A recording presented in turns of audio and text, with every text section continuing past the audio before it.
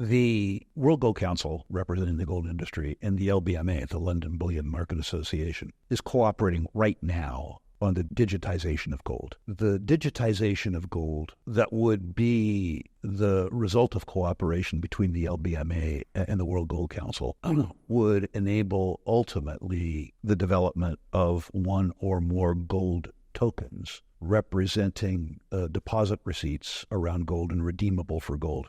And I need to say not if, when that occurs, because it will occur, it will allow for gold to become money again. You will be able to, with real gold that you can trust, non-fractional reserve gold, but real gold, you'll be able to go to Starbucks and buy a cup of coffee with a fraction of a gram. The gold industry is transforming significantly, leveraging blockchain technology to enhance transparency and accessibility in the precious metals market.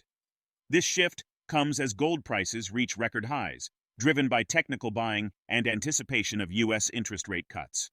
Industry leaders, including the London Bullion Market Association and the World Gold Council, have joined forces to develop a blockchain-based international integrity, chain of custody, and provenance system. This initiative aims to improve metal supply chain management and address long-standing concerns about transparency and traceability in the gold market.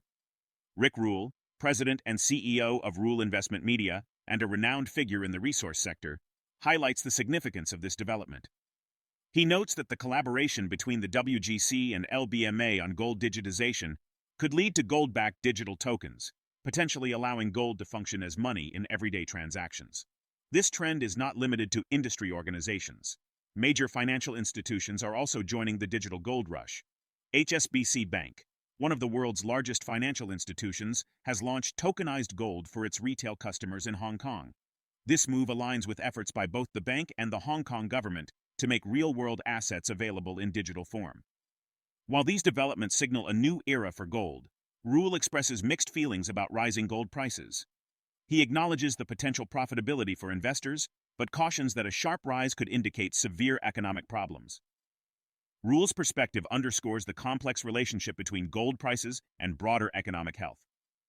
As of midday Tuesday, gold prices are trading significantly higher, poised to close at record highs in both cash and futures markets. Technical buying and expectations of future U.S. interest rate cuts fuel the current bull run. Market analysts suggest that the momentum is with the bulls, with predictions of further gains in the near term. Please tune in for our exploration of RickRule's expert analysis. Don't miss out on future content. Hit the subscribe button and turn on notifications to stay in the loop. We appreciate your support. I'm not a conspiracy theorist. I don't think that the central banks have the capacity to work together. I think that they're instruments individually of their country's own political superstructure. So I'm not particularly concerned about that. I am concerned about higher for longer. I am concerned, well, let me rephrase that. I actually hope that the gold price doesn't rise precipitously, because if it rises precipitously, it's a function of a very, very bad economy. I would prefer to be wrong about the price of gold and have a nice life.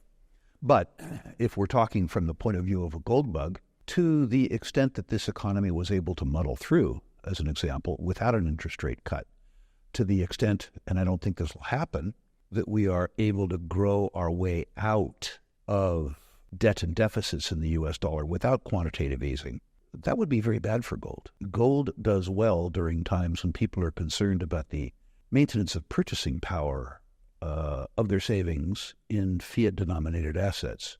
If those fears turned out to be ill-founded, then gold would do poorly. I don't believe that's the circumstance that we face, sadly. I wish it were. Okay, so that's your potential gold negative scenario there. My gold scenario is, what if gold really is a pet rock? What if it doesn't matter? What if there are other instruments that people can use? What if the economy is diverse and advanced enough that one could maintain their purchasing power by the fractional ownership of businesses, say shares, in companies that had pricing power? I don't consider that to be the case either, but in terms of answering my own question, that would be my fear. The World Gold Council, representing the gold industry, and the LBMA, the London Bullion Market Association, is cooperating right now on the digitization of gold. The digitization of gold that would be the result of cooperation between the LBMA and the World Gold Council would enable ultimately the development of one or more gold tokens representing deposit receipts around gold and redeemable for gold. And I need to say not if, when that occurs, because it will occur, it will allow for gold to become money again.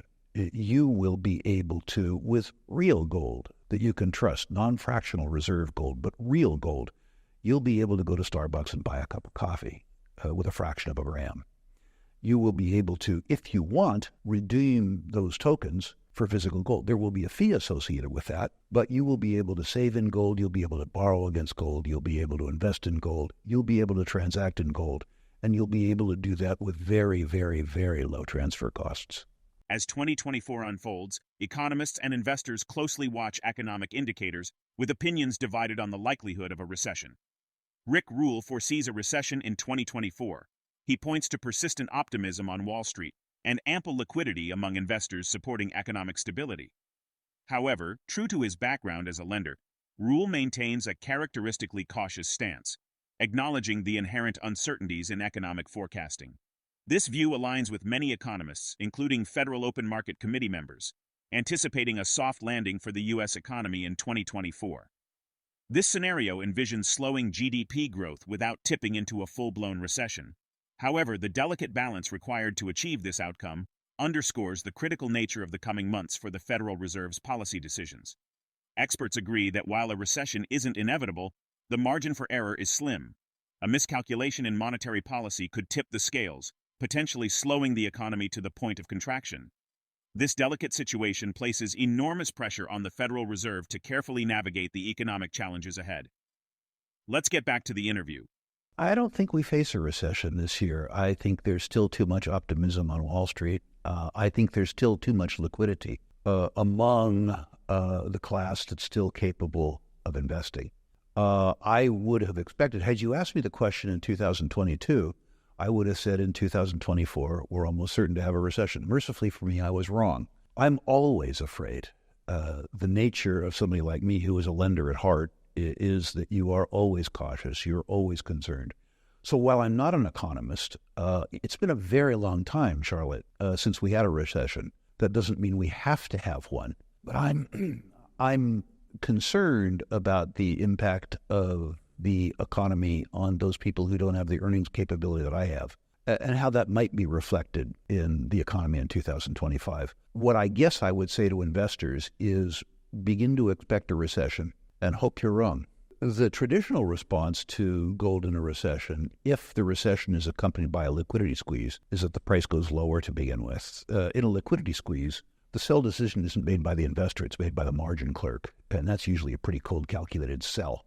What happens after that is really a function of how the Fed responds to a recession. If they respond to a recession by lowering the nominal interest rate, by quantitative easing, the same way that they responded to the recession in 1975, what happens is that precious metals markets go berserk. So if we have a circumstance where we have an inflationary recession, stagflation, and where the Fed's response is a political response, which is to say to make credit easy, then all bets are off for precious metals and precious metals-related assets to the upside. As we witness record gold prices and the ongoing transformation of the gold industry through blockchain technology, we must consider the broader implications for global finance and geopolitics. How might these developments influence international trade, currency markets, and the balance of economic power on the world stage? Share your perspective in the comments section. If the video resonates with you, join our community by subscribing to our channel and enabling notifications with the bell icon. Thank you for being a part of our community.